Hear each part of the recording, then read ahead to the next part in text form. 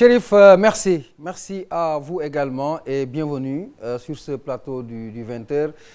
Nous recevons aujourd'hui Mamadou Thior. Il est membre du CORED, c'est le Conseil pour l'observation des règles d'éthique et de déontologie. Vous avez compris qu'aujourd'hui, nous allons parler de la presse au Sénégal. Le prétexte, c'est le panel organisé à cette occasion dont la thématique porte sur les péridiums qui concernent également les journalistes. Mamadou Thior, bonsoir. Bonsoir Papis. Alors vous êtes le chargé de communication du CORED. Alors le CORED renvoie à quoi? C'est un outil de combat, une arme de bataille pour la presse ou contre la presse? Non, c'est une arme de bataille pour le bien-être de la presse et pour une presse responsable, une presse respectée. Parce que nous savons que la presse dans une démocratie, c'est essentiel. Et pour cela d'ailleurs, je cite le troisième président des États-Unis d'Amérique, Thomas Jefferson, qui a dirigé les États-Unis d'Amérique de 1801 à 1809 pendant 2 mandats de 4 ans, qui avait dit que s'il devait choisir entre un gouvernement sans presse et une presse sans gouvernement, il préfère une presse sans gouvernement à un gouvernement sans presse. Ça montre l'importance que la presse a dans toute démocratie, une vraie démocratie. C'est pourquoi une organisation comme le CORED, à côté d'autres entités comme le SYNPICS, comme la Convention des jeunes reporters du Sénégal, l'Association des professionnels de la presse en ligne, et j'en passe, sont en train de lutter. Et d'ailleurs, nous avons mis en place une organisation qui regroupe toutes ces entités pour mieux peser de notre poids et un peu mieux faire entendre la voix du secteur de la presse, parce que nous savons que la presse est essentielle dans un pays. Cela nous ouvre la brèche de l'efficacité justement sur ce conseil. Est-ce que l'efficacité ne pose pas problème avec les dérives qu'on constate au quotidien au niveau de la presse? C'est tout le sens de notre combat. Ces dérives que nous constatons, parce que notre souhait est de voir de moins en moins ces dérives-là. Faire en sorte que la presse soit irréprochable, même si nul n'est parfait. Nous savons que depuis que nous avons commencé il y a bientôt peut-être 2 ans, et depuis que le tribunal des pairs, certainement nous allons l'aborder dans les questions, parce que le tribunal des pairs a eu à connaître d'une dizaine d'affaires, qu'il a fini de vider d'ailleurs. Nous essayons de rappeler à l'ordre. On peut avoir la primeur ou bien? Oui. Par exemple, la dernière affaire que nous sommes en train d'instruire à travers le tribunal des pairs, c'est cette interview de Abou Abel Thiam, qui a été donc publiée simultanément le même jour par 4 quotidiens de la place. Vous voyez, et c'est des quotidiens qui sont, ma foi, respectables, parmi les plus crédibles de ce pays-là. Et cette affaire-là, nous nous sommes autosaisis en tant que CORED et nous avons instruit le tribunal des pairs, composé de doyens. Alors, quand on parle de tribunal, on parle d'arbitrage, de procès, de jugement, donc de sanctions. Oui, et il n'y a pas pire sanction que la sanction de ses pairs. Elles vont correspondre à quoi, ces sanctions? Oui, les sanctions... Par rapport à ce cas spécifique de Abou Abel. Les sanctions sont de manière graduelle. Ça peut aller de l'avertissement au retrait. Donc, la pire des sanctions, nous pouvons, en tant que CORED, demander le retrait de la carte nationale de la presse. Mais ça pose le problème de ce document-là que j'ai amené en venant, le projet de code de la presse. Parce que ça... Le fameux projet de code de la presse. Le fameux projet de code de la presse que nous avons abordé, qui n'a pas encore été voté. Mais les sanctions que le CORED peut prendre sont dans ce document-là. Et ces sanctions-là s'imposent à tous les confrères.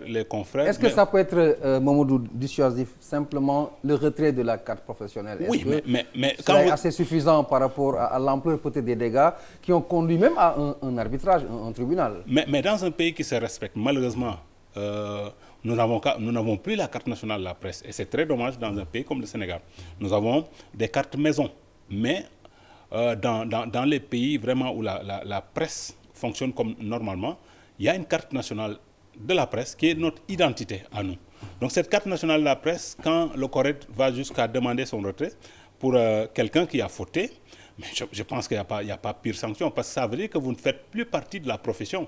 Et que donc la conséquence immédiate, c'est que là où vous ne pouvez plus continuer à exercer ce métier-là.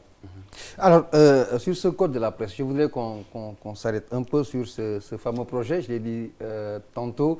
Est-ce que sa conception, son contenu contient peut-être des insuffisances contraire aux normes républicaines, ou en tout cas à notre constitution, qui fait que finalement, il bloque, il n'a pas encore été voté jusqu'à présent. Non, le seul blocage, c'est la fameuse question de la dépénalisation.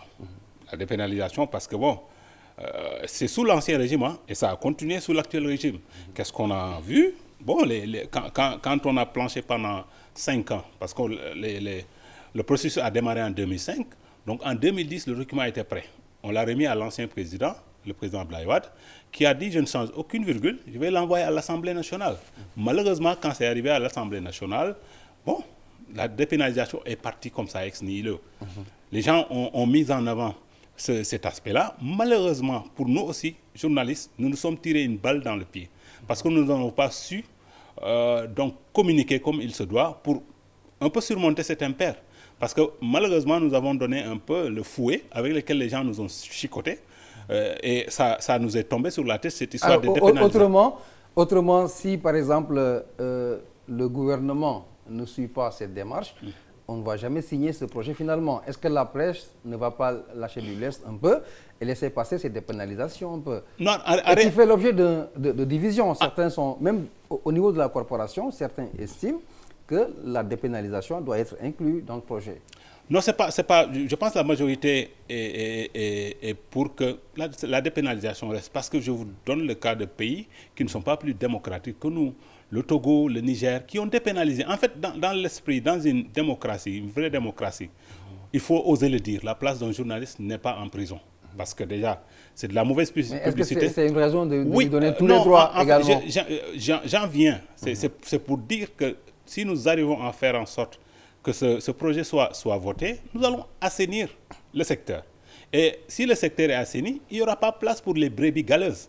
Parce que si on a de vrais professionnels, il n'y aura pas lieu. Je ne dis pas, nul n'est parfait comme je l'ai dit tantôt, mais je pense qu'il y aura de moins en moins de dérives. Et que bon, les gens, par rapport à cette dépénalisation, qui n'est pas un problème, je pense qu'on peut dépasser les problèmes. Mais aux dernières nouvelles, on nous a informé que le ministère de tutelle, de la communication, est en train de faire le toilettage du document, certainement pour enlever un peu cette histoire de dépénalisation. Mais je vous dis tout de suite, la dépénalisation... Il faut faire également objet d'amendement pour des contre-propositions éventuellement. En réalité, quand vous parcourez les documents, et je mets toujours les gens au défi, vous ne verrez jamais, c'est écrit noir sur blanc, le mot dépénalisation. Parce que un texte, il y a la lettre et l'esprit. Donc c'est dans l'esprit du texte que c'est fait. Et bon, les gens qui ont mis ça dedans, certainement, sont des gens qui sont ambitieux, en avant sur leur époque. Et malheureusement, bon, nos élus à l'Assemblée nationale ne l'ont pas compris dans ce sens. Voilà, on va s'arrêter, parce que le temps nous est un peu compté, on va s'arrêter sur le prétexte de cette invitation, le panel qui porte aujourd'hui sur les per diem. Ça nous fait glisser un peu sur cet esprit un peu de corruption, qui existe malheureusement. On va faire une petite introspection pour parler de nous. Alors, pourquoi avoir choisi la question des per diem dans ce contexte précis?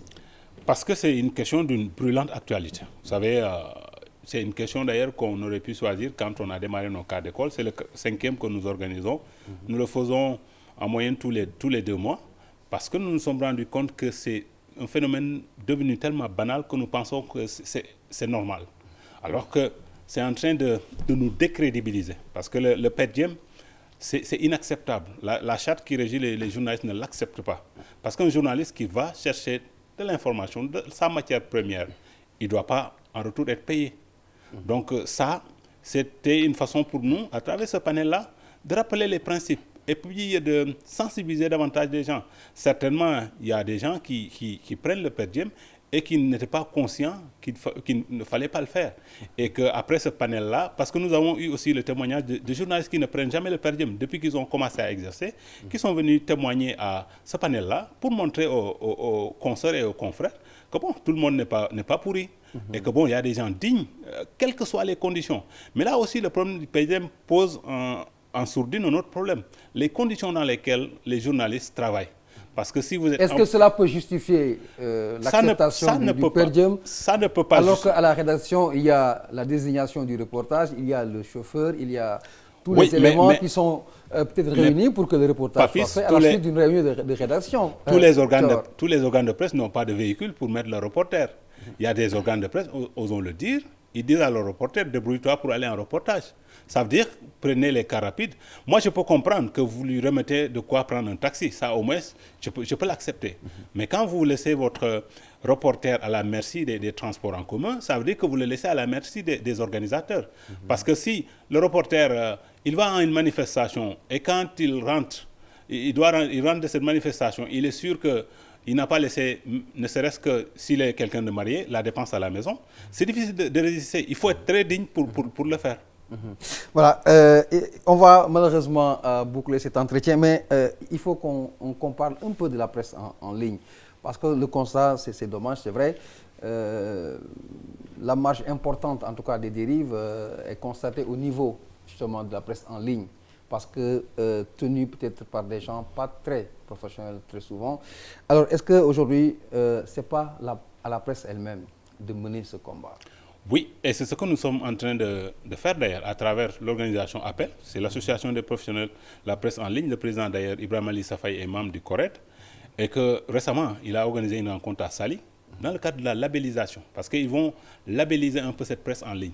Vraiment mettre des garde-fous qu'il faut respecter.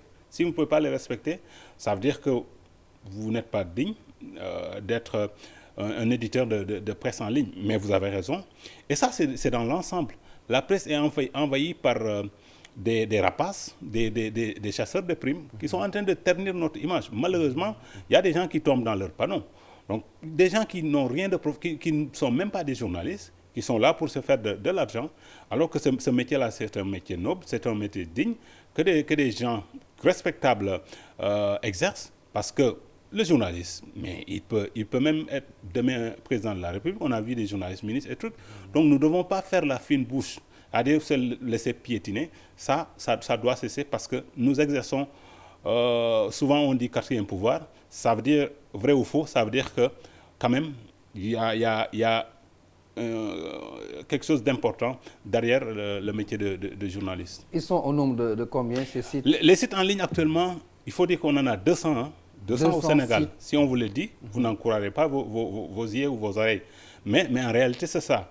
Mais quand vous regardez tous ces sites en ligne là, si on assainit, et c'est ce que nous sommes en train de faire à travers le CORED, à travers APPEL, nous allons réduire drastiquement le nombre. Parce qu'on sait que derrière tous ces sites-là, il y a des gens vraiment qui sont indignes d'exercer ce métier-là, et bon, qui à longueur de journée sont derrière le clavier pour insulter à tout va. Alors, le prochain sujet pour le CORED par rapport à ces panels que vous tenez? Souvent, nous suivons l'actualité. Par exemple, le dernier thème, c'était sur le terrorisme. Parce que nous n'aimons pas tout de suite arrêter un thème et que l'actualité vienne nous bousculer. Certainement, nous avons calé beaucoup de sujets, mais nous attendons de voir comment peut-être que dans les 2 prochains mois, l'actualité va progresser. Ce sera au gré du temps. C'est au gré du temps et au gré de l'actualité, parce que l'actualité nous commande aussi. C'est bien compris. En tout cas, c'était Mamadou Thior, membre du CORED, le Conseil pour l'observation des règles d'éthique et de déontologie, qui était notre invité dans ce 20h. Merci de nous avoir suivis et excellente soirée à tous.